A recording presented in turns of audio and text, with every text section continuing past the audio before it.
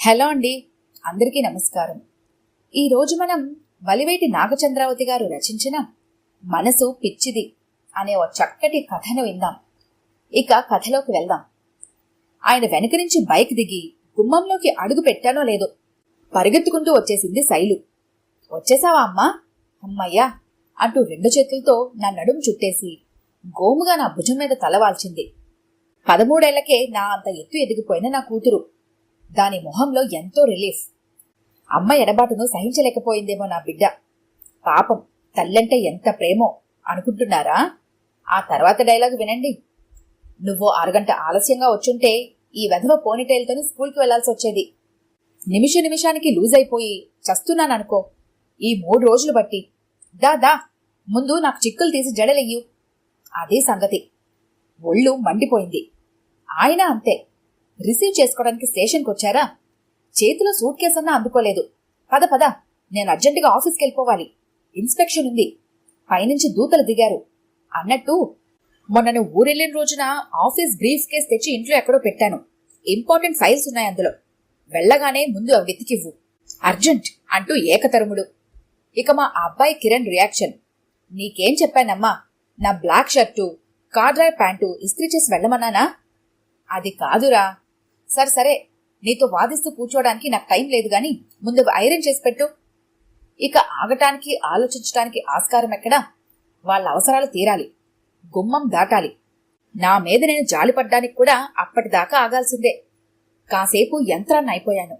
3 ఇల్లు దాటారు. అప్పుడు స్థిమితంగా ఇల్లెలా ఉందా అని కలియజూశాను. కిష్కింధలా ఉంది. ప్రాణ స్నేహితురాలు కూతురు పెళ్లి. ఒక్కరోజు ముందు రావాయని రోజుకి 10 సార్లు ఫోను. వెళ్ళాను. పెళ్ళయింది. అప్పగింతలని తర్వాత అది దిగులుగా ఉంటే వదిలి రాలేక ఇంకో రోజు ఎక్స్ట్రా ఉండిపోయాను. 3 రోజులు. నేను లేకపోతే ఇంటి రూపు ఎంత కమనీయంగా తయారు చేశారంటే సింకు నిండా, ఆ కింద టబ్బు నిండా అంట్ల గిన్నెలు. నా అనుమానం ఏంటంటే నేను వెళ్ళాక ఒక్క చెంచా అయినా కడిగి ఉండరు. వాషింగ్ మిషన్ పక్కన విడిచిన బట్టల మేట. ఇంటి నిండా దుమ్ము.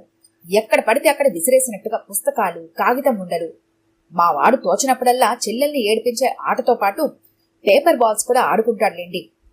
టీవీ ముందర పళ్ళెంలో ఏదో స్వీటు, దాని చుట్టూరా బారులు తీరిన చీమలు. రామచంద్ర, ఇల్లా ఇది? 2nd క్లాస్ ప్యాసింజర్ల వెయిటింగ్ రూమ్లా ఉంది. ఇక పెరట్లోకి వెళ్లి చూద్దునా? కోటలో ఉన్న తులసమ్మ వడిలిపోయి దీనంగా చూస్తుంటే మిగతా కుండీల్లో మొక్కల సంగతి అడగనేలా? నేను వెళ్లిన రోజు చీకటి వేడలేదని పెరట్లో వేసిన లైటు ఇప్పటికీ నమ్మకంగా వెలుగుతూనే ఉంది పాపం. నిన్న మోటార్ వేసి ఉంచేసి ఎవరి దారిన వారు వెళ్లిపోయారు. సాయంత్రం దాకా ట్యాంక్ నుండి నీళ్లు పోతూనే ఉన్నాయి. నేను చెప్తేనే ఆపారు తర్వాతైనా. పక్కింటి ఆవిడ ఫిర్యాదు. ఎప్పుడొచ్చినా మళ్ళీ రా అంటారండి, నన్నేం చేయమంటారు? పని మనిషి సంజాయిషి. ఛ, ఏమనుకోను, ఎవరితో మొత్తుకోను. ఏళ్లు వచ్చి ఆయనకి బాధ్యత లేదు. పిల్లకాయలు వీళ్ళకి డిసిప్లిన్ లేదు. ఓ రెస్పాన్సిబిలిటీ ఎవరికీ లేదు. ఎప్పుడొస్తుందో వైనం, ఎలా వీళ్లతో వేగడం? ఇల్లు సర్దే పనికి వంచిన నడుము పైకెత్తే వేళకి వచ్చేసింది మా పటాలం. అమ్మా, ఏమన్నా పెట్టవా అని నా కూతురు. అబ్బా, ఆ బ్రెడ్ జాము తిని నోరు కొట్టేసిందమ్మా. మంచి టిఫిన్ ఏదైనా చేసి పెట్టు అని నా కొడుకు. అరే, ఈ పాటికి తయారు చేసి రెడీగా ఉంచుతావనుకున్నాను. ఎలాగైనా ఈ మధ్య నీ స్పీడ్ తగ్గింది అని మా ఆయన. తిక్క రేగిపోయింది నాకు. రైలు దిగి ఇంట్లో కాలు ఒప్పిన దగ్గర నుంచి వంచిన తల ఎత్తకుండా చేస్తున్నాను చాకరీ. ఇప్పటికీ కొలిక్కి రాక చేస్తున్నాను. టిఫిన్ చేసి పెట్టాలా? టిఫిను కయ్యమన్నాను. అంత పనే ముందోయ్ అనబోయి బిగుసుకుంటున్న నా మొహం చూసి మాట మార్చి, పని కొంత తొందర ఏమిటోయ్, ప్రయాణం చేసొచ్చావు, కాస్తంత రెస్ట్ తీసుకొని అప్పుడు ప్రారంభించొచ్చు కదా అన్నారు మా వారు సానుభూతిపూర్వకంగా. ఏమిటి రెస్టా? రెస్ట్ తీసుకునేటట్టు ఉంచారా ఇల్లు? ఏమే శైలు రాక్షసి, నీకెన్నిసార్లు చెప్పానే మంచాల మీద తుడుచుకున్న తువ్వాలు పడేయద్దని? దగ్గర కడితే ముక్కు కంపు కొడుతున్నాయి దుప్పట్లు. ఆ సోఫాల నిండా ఈ కిరణ్ గాడి ఇన్స్ట్రుమెంట్లే. చూసుకోకుండా కూర్చుంటే టెట్నస్ ఇంజెక్షన్ కోసం డాక్టర్ దగ్గరికి పరిగెత్తాల్సిందే. ఇంట్లో నేల మీద అంగుళం మందానుంది దుమ్ము. ఇంకెక్కడ కూర్చోమంటారు? ఎక్కడ పడుకోమంటారు? దులిపేశాను కోపంగా. నేను చెబుతూనే ఉన్నానోయ్, అమ్మకు నచ్చదు, కాస్త సర్దండ్రా అని. మా వారు అతి బుద్ధిమంతనంగా చెప్పబోయారు. ఆహా, తమరు తక్కువ తినదేమిటి? బెడ్రూమ్లో అద్దె ముందు షేవింగ్ సెట్ అరిగిపోయి ఎండిపోయి మరకలు కట్టి మరీ మరీ చెప్పి వెళ్ళాను, కరెంటు బిల్లు కట్టేయండి, టైం అయిపోతుంది అని. కట్టారా? అబ్బే, ఒళ్ళసలు వంగటం లేదు ఎవ్వరికి. కుయిక్ మనకుండా ముగ్గురు జారుకున్నారు నా ముందు నుంచి. తల తిప్పి చూస్తే ఒకళ్ళు కంప్యూటర్ దగ్గర, ఒకళ్ళు ఫైళ్ల మధ్య, ఒకళ్ళు టీవీ దగ్గర బిజీ అయిపోయినట్టు కనిపించారు. రానవప్పక పెళ్లింటి నుంచి తెచ్చిన అరిసెలు, కారపూస, లడ్డూలు పళ్ళెం నిండా తీసుకెళ్లి టీపాయ్ మీద పెట్టేసి వచ్చేశాను. పావుగంట తర్వాత వెళ్లి చూస్తే పళ్ళెంలో పలుకు లేదు. దీపాల వేళ. అప్పటికి కాస్త తీరిక చిక్కి ఆరిన బట్టలు మడతేస్తూ దివాను మీద కూర్చున్నాను. ఎక్కడ చూసిందో చదివే పుస్తకాలను అలానే వదిలేసి వచ్చేసింది శైలు. అలవాటుగా నా వెనకాల వజ్రాసనం వేసి కూర్చొని వెనక నుంచి నన్ను కౌగిలించుకొని గారాలు పోతూ ముభావంగా ఉన్న నన్ను కూల్చేసింది. దానికి పోటీగా నా కొడుకు కూడా వచ్చేసి నా ఒళ్ళో తలపెట్టి పడుకున్నాడు. నువ్వు లేకపోతే అస్సలు బాగలేదమ్మా అంటూ నాకు ఐస్ పెట్టాడు. మా వారు కూడా, అమ్మయ్యా నవ్వావా, ఇప్పుడు ఇల్లు ఇల్లులా ఉందోయ్ అన్నారు బోలగా మందహాసం చేస్తూ. ఎందుకో సేదదీరినట్టు ఉంది నాకు. ఆ రాత్రి సురేఖ, అదే నా స్నేహితురాలు ఫోన్ చేసింది. పెళ్లికి వచ్చినందుకు థ్యాంక్స్ చెబుతూ, ఇంకో రోజు నువ్వుంటే బావుండేదే అంది. భలే దానివే, ఈ 3 రోజులకే ఇల్లు కంగాలి కంగాలి అయిపోయింది. మా వాళ్ళు సొంత ఇంట్లోనే కాందిసీకుల్లా బిక్కుబిక్కుమంటూ ఉన్నారనుకో అంటూ పొద్దుట్నుంచి ఇల్లు యథాస్థితికి తీసుకురావడానికి నేనెంత శ్రమపడ్డానో చెప్పుకొచ్చాను. నవ్వుతూ నవ్వుతూ అంతా విని, మరి మీ వాళ్లకి స్పూన్ ఫీడింగ్ నేర్పించినట్టున్నావు, తర్వాత సర్వెంట్ మేడ్ని చేసేశారని నువ్వే బాధపడతావేమో జాగ్రత్త అని ఫోన్ పెట్టేసింది. నేను చేస్తున్న పొరపాటును గుర్తు చేసిందా? నేను ఆలోచనలో పడ్డాను. నేను ఒక నిర్ణయానికి వచ్చాను. నేను రోబోలాగా అయిపోకూడదని, మా వాళ్ళని ఎలాగైనా మార్చి తీరాలని, మర్నాడే ఆ పనికి శ్రీకారం చుట్టాలని. కాని దేంతో ప్రారంభించాలో అర్థం కాలేదు. స్నానం చేసి సోప్ బాక్స్ నిండా నీళ్లుంచేసి హాయిగా హమ్ చేసుకుంటూ వచ్చేయటం, టిఫిన్లో భోజనాలు లాగించేసి పళ్ళాల్లో చేతులు కడిగేసి ఆ చేతులు నా కొంగుకో కత్తెన్కో తుడిచేసి చక్కా పోవటం, దివాన మీద దిల్లు కింద పడేసి ఇష్టమొచ్చినట్టు దొర్లటం, డోర్మ్యాట్ మీద కాళ్లు ఆంచునైనా ఆంచకుండా పక్కనుంచి మురుక్కాళ్లతో వచ్చేయటం. చెప్పుకుంటూ పోతే చేంతాడంత అవుతుంది లిస్టు. రోజు వాళ్లు చేసే ఈ వెధవ పనులు వెనక నుంచి సరిచేసుకుంటూ వచ్చేసరికి నా పనిభారం రెట్టింపు అయిపోతుంది. ముందవి మాన్పించాలి. 4 రోజులు వాళ్ల వెనకే తిరుగుతూ హెచ్చరిస్తూ బెదిరిస్తూ బతిమాలుతూ వాళ్ల పని వాళ్ల చేత చేయించేటప్పటికీ తాతలు దిగొచ్చారు. ఆ తర్వాత 2 రోజులు ఏం చేస్తారని సైలెంట్గా చూశాను. దారిలో పడ్డారు. సంతోషపడిపోయాను. 3వ రోజు బాత్రూంలోంచి యథాప్రకారం నా కూతురి కేక, అమ్మా టవల్ తలుపు మీద వేయ్. వేశాను. బయటకు వస్తూనే, అమ్మా నా రిబ్బన్లు ఉతుకు, నెయిల్స్ కట్ చెయ్యు, మొన్న ఆదివారం చేయాలి ఇవన్నీ, నువ్వు అన్నీ మర్చిపోతున్నావు అని సతాయింపు. మర్చిపోలేదు, మానేశాను. అంత చిన్న పనులు కూడా చేసుకోలేదు. ఇవాళ కూడా అలానే వస్తే నీళ్లు చేయిస్తానంది మిస్. అది బెదిరింపా హెచ్చరింపా? నాకేం నెమ్మని ఈరోజు ఊరుకుందును. కాని అది నిజంగానే నీళ్డౌన్ చేసి వేలాడిపోయేస్తే చూడలేను. ఇక మా కిరణ్ గాడి రూటు వేరు. అడగటం అభ్యర్థించడం అన్న మాట వాడి డిక్షనరీలోనే ఉండవు. అమ్మా నాన్న షూ పక్కనే నా షూ పెట్టాను, దాంతోపాటు ఇది చేసే ఆర్డర్, కాదంటే కథాకలి. దర్జాగా షెల్ఫ్లో అట్టడుగు పుస్తకం ఒక్క లాగులాగి పై పుస్తకాలన్నీ గుట్టగా కింద పడినా తనవి కానట్టే, అమ్మా ఇవి సరిదే అని చెప్పేసి ఏలేసుకుంటూ వెళ్లిపోయాడు. ఇక మతిమరుపు మహారాజు మా ఆయన మిగిలారు. ఆఫీస్ కని బయలుదేరారా 3 సార్లు వెనక్కొచ్చారు. ఓసారి పెన్ను కోసం, రెండోసారి వాచీ కోసం, మూడోసారి ఆఫీస్ కీస్ కోసం వెనక్కొచ్చి, అబ్బా జాను నీ పంతమే నీది కాని నేను ఆఫీస్కి వెళ్లాల్సినవన్నీ టేబుల్ మీద ముందే పెట్టేస్తే నాకు ఈ తొందర ఉండదు కదా అని విసుక్కున్నారు. అంతా మొదటికొచ్చేశారన్నమాట. బద్ధకంలో ముదిరిపోయిన కేసులు మరి. అయినా సరే వదిలిపెట్టను. వాళ్లు ముందైతే నేను జగమొండిని. సాయంత్రం వాళ్ళొచ్చాక తగువ పెట్టుకున్నాను. 24 గంటలు నీ సేవే నా డ్యూటీ అయిపోయింది. అరణపు దాసల దొరికాను కదా అని కాళ్ళకి మోజోళ్ళు అందించడం దగ్గర నుంచి తలకి బ్రిల్ క్రీమ్ రాయించుకునేదాకా వాడుకుంటున్నారు నన్ను. వస్తూనే టీ అంటూ కాకిగోల పెడుతున్న మా వాళ్ల మీద చిటపటలాడాను. చాచా అదేం పోలుకోయ్, దాసి గీసి అంటూ నువ్వు ఈ ఇంటికి మహారాణి ఓయ్ బుజ్జగించారు మా వారు. అవునవును మహారాణి. తువ్వాలు లుంగీలు అందిస్తుంది, షేవింగ్ బ్రష్ కడిగి పెడుతుంది. కసిగా అన్నాను. ఈ మహారాణి సాహెబ్ గారి బంగారు హస్తాలతో పరిచర్యలు చేయించుకోవటంలోనే ఈ మహారాజుకి తృప్తి ఆనందం దేవి. ఈ మెరమెచ్చు మాటలకేమీ కొదవలేదు మా ఆయనకి. అది కాదు నాన్న, చేసుకోండి చేసుకోండి అని నసపెడుతుందా? మనం చేసుకున్న ఒక్క పని నచ్చదు. మళ్ళా చివరికి నా అంతటి నేను క్రాఫ్ దువ్వుకున్నా పాపిడి సరిగ్గా లేదు అని మళ్లీ దువ్వుతుంది. పుస్తకాలు సర్దుకున్నా ఎగుడు దిగుడుగా పెట్టావని విసుక్కుంటుంది. ఈ గోలంతా ఎందుకు? తన ఇష్టప్రకారమే చేసుకోమని వదిలేస్తే ఎలా విరుచుకుపడుతోందో చూడు. ఎప్పుడూ చేసేవాడల్లే తాగిన టీకప్పు సింక్లో కడిగేసి బోర్లిస్తూ అతి చమత్కారంగా అమాయకత్వం నటించాడు కిరణ్. ఆరి దుర్మార్గడా, నెపం నా మీదకే నెట్టావా? అవునమ్మా, నీ అంత పెర్ఫెక్ట్గా ఏ పని మేము అసలు చెయ్యలేం. నువ్వు చాలా గ్రేట్. నా మీద వాలిపోయింది శైలు. అది ఒట్టి పారసైటు. నా మీద వాలిపోయి ఉంటుంది ఎప్పుడు. టీ చారికలన్నా పోలే ఆ కప్పుల మీద. తీసి మళ్లీ కడుక్కుంటూ నిట్టూర్చాను.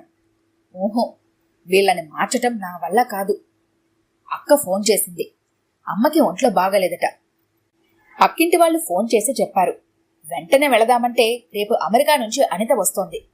అది దిగటం ఇక్కడ దిగిన 2 రోజుల్లో అత్తవారింటికి వెళ్తుందట. అదటు వెళ్ళగానే నేను అమ్మ దగ్గరికి వెళతాను.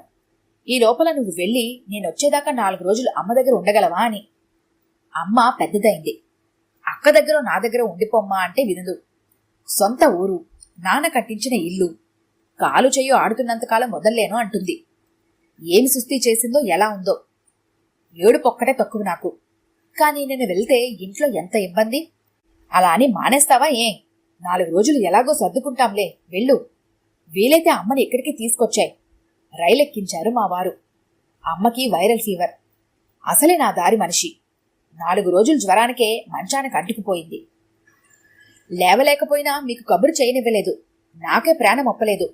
అమ్మకి తెలియకుండా అక్కకి ఫోన్ చేసిన పక్కింటి మామ చెబుతున్నారు. అమ్మ అంతే. పుట్టిల్లంటే ఆడపిల్లకి వటవృక్షంగా ఉండాలి. ఇక్కడికి వాళ్ళు సేద తిరగడానికి రావాలే గాని సేవ చేయడానికి కాదు అనేది ఎప్పుడు. అమ్మ అంటే అమ్మే. అమ్మ మనసు ఎప్పుడు వెన్నపూసే. అమ్మ వంక ప్రేమగా చూశాను. ఇక అమ్మకి జ్వరం తగ్గి పథ్యం తీసుకునేదాకా ఇల్లు, పిల్లలు, ఆ పిల్లల తండ్రి తలుపుకు రాలేదు నాకు. వాళ్లే ఫోన్ చేసి అమ్మ క్షేమం కనుక్కుంటున్నప్పుడు తప్ప. అమ్మ జ్వరం నార్మల్కి వచ్చింది. అక్క కూడా వచ్చేసింది. అప్పుడు ఆరంభమైంది గుబులు. ఇల్లు ఎలా ఉందో, పిల్లలు ఎలా ఉన్నారో అని. ఇద్దరం అమ్మతో కలిసి 2 రోజులుందాం ఉండవే అని అక్క పోరు. తోసిపుచ్చలేకపోయాను. కాని తనువిక్కడ, మనసక్కడ. ఫోన్ రింగ్ అయితే డిస్టర్బ్డ్గా అనిపిస్తోంది. అమ్మమ్మ ఫీవర్ నార్మల్కి వచ్చింది కదూ అని శైలు అడిగినా, డాక్టర్ ఇంక పర్వాలేదన్నాడు కదూ అని మా వారు ఆరా తీసినా, ఆ సేకరణ వెనుక ఇంక నువ్వు బయలుదేరొచ్చు కదా అన్న వేడుకోలే వినిపిస్తోంది. మా అమ్మకి ఓపిక వచ్చేసింది. మాకిష్టమైన వంటకాలు చేసి పెట్టేస్తోంది. అక్క ఇంకా 4 రోజులు ఉంటానంది. నేను బయలుదేరిపోయాను. అక్క స్టేషన్ దాకా వచ్చి బాయ్ చెప్పింది. ట్రైన్ కదిలింది. అక్క కనుమరుగయింది. నా ధ్యాస ఇంటి వైపు మళ్ళింది. ఇల్లు వదిలి 10 రోజులైంది. పిల్లలు ఎలా ఉన్నారో ఏమిటో. తల అంటుకోక శైలు తల పేలు పట్టిపోయిందేమో.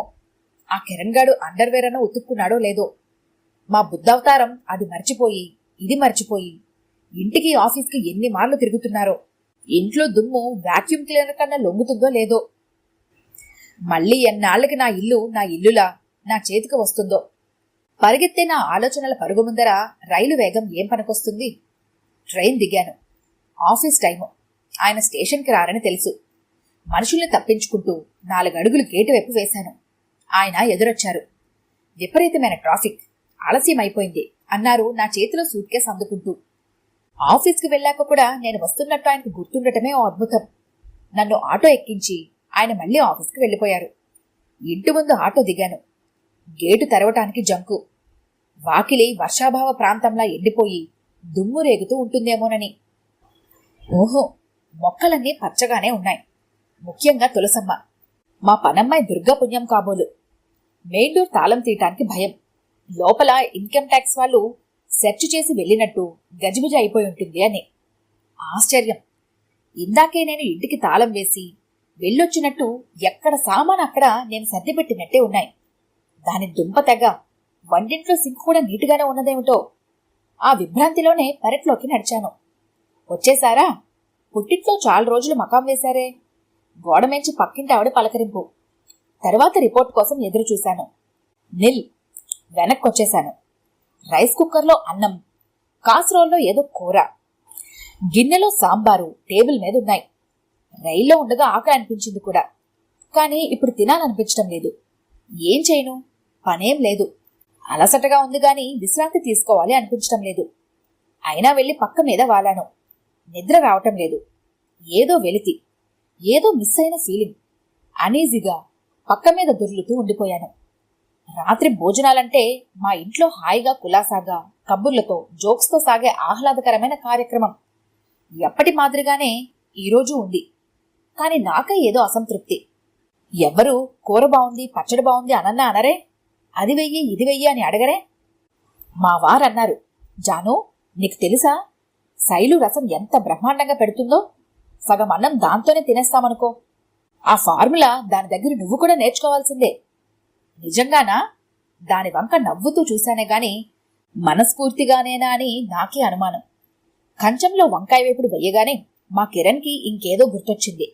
అమ్మా, వంకాయతో నువ్విట్లా వేపుడో లేకపోతే ఏ నాస్టీ పులుసో చేస్తావు, అంతేనా?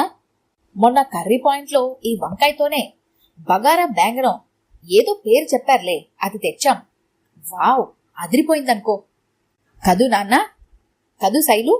అమ్మా, వారానికి ఒకసారైనా బయట నుంచి క్యారియర్ తెచ్చుకుందామే, కాస్త చేంజ్గా ఉంటుంది అని ప్రపోజల్. అవునవును అంటూ 2 వంత పాటలు. అమ్మా, నీ వంట సూపర్ అన్న నోరేనా నాస్టీ అంటున్నది? ఆరి దుర్మార్గుడా! వివర్ణమవుతున్న నా మొహాన్ని దాచుకోవటానికి తంటాలు పడ్డాను. తెల్లారింది. అమ్మా, నా టంగ్ క్లీనర్ కనబడ్డం లేదు. జాను, రాత్రి నా స్పెక్స్ ఎక్కడో పెట్టానోయ్, కాస్త చూసిద్దు. అమ్మా, అన్నయ్య చూడు. పొద్దుటే మా ఇంట్లో రొటీన్గా వినబడే ఈ సుప్రభాతాలేవి వినపడలేదు ఇవాళ. నన్ను తలవకుండానే ఎవరి పని వాళ్ళు చేసుకుపోతున్నారు. నాకదోలా ఉంది. ఏ పని తోచట్లేదు. ఒక పని చేయబోయి ఇంకొకటి చేస్తున్నాను. పోనీ, వాళ్ళు అడిగేదేమిటి? నేనే కలగజేసుకుంటే సరి. రావే శైలు, జడవేస్తాను. మళ్ళీ టైం అయిపోయిందని గోల పెడతావు అని పిలిచాను దువ్వెన కోసం గదిలోకి వెడుతూ. నేను వేసుకున్నానులేమ్మా, చూడు కుదిరాయా? తల తిప్పి జడలు చూపించిందది. ఆఖరికి మా సోమరిపోతు కిరణ్ కూడా భోజనం చేసి ప్లేట్ సింకులో వేశాడు. కడుక్కున్న చేతులు బుద్ధిగా నాప్కిన్కి తుడుచుకున్నాడు. కళ్ళప్పగించి చూశాను నేను. ఒక్క పూటన్న నా చేత నోట్లో ముద్దలు పెట్టించుకుందే తృప్తిపడని నా పిల్లలు అకస్మాత్తుగా ఎంత ఎదిగిపోయారు. కానీ ప్రతి పనికి నన్ను విసిగించడం లేదని సంతోషంగా లేదే? ఇరిటేటింగ్గా ఉందే? ఏదో వంకన వాళ్ల మీద అరవాలని ఉంది. ఏ పనికైనా దగ్గరికొస్తే చస్తే చేయనని మొండికెత్తాలని ఉంది. ఛ, ఆ సందే ఇవ్వట్లేదు వాళ్ళు. చిన్నపిల్లలకు వచ్చినట్టు ఉక్రోషం వచ్చేసింది. వాళ్ల లంచ్ బాక్సులు సత్తటం మానేశాను కావాలని. దానికి స్పందించలేదు వాళ్ళు. అలవాటైన పనిలా బాక్సులో టిఫిన్ వాళ్లే పెట్టుకుని నాకు బాయ్ చెప్పేసి వెళ్లిపోయారు పిల్లలిద్దరూ. హతాసురాలనయ్యాను గాని అంతలోనే సర్దుకున్నాను. పిల్లలంతే, రెక్కలొస్తే ఎగిరిపోయేవాళ్లు. వాళ్లతో నాకేమిటి? ఆయనకి బ్రీఫ్ కేసు తాళాలు ఇచ్చి వస్తాను. పాపం మర్చిపోతే వెనక్కి రావాలి మళ్ళీ. హాల్లోకొచ్చాను. అప్పటికే తయారై ఉన్నారా ఆయన. ఇదిగో జాను, briefcase, office case, watch, pen అన్నీ పెట్టుకున్నాను, చూసావా? నవ్వుతూ చెప్పారు. అవాక్కయ్యాను. ఈయనకు కూడా నా అవసరం లేదా? గుమ్మం దాటారు ఆయన. నేను చెయ్యూపే లోపల గేటు దాటారు. తలుపుకు జార్లబడ్డాను. మనసంతా శూన్యంగా ఉంది. నేను లేకపోతే క్షణం గడవదు అనుకున్నప్పుడు నా బలం, ఎంత పని చేసినా తరగని ఆ ఉత్సాహం ఇప్పుడేది? నా కోడి కుంపటి లేకపోయినా తెల్లారిపోయింది అనుకున్నప్పుడు నా కళ్ళ నిండా నీళ్లొచ్చాయి. ఈ కథ కనుక మీకు నచ్చినట్లయితే లైక్ చేయండి, షేర్ చేయండి. మరిన్ని ఇంట్రెస్టింగ్ కథల కోసం మా ఛానల్ని తప్పకుండా సబ్స్క్రైబ్ చేసుకోండి.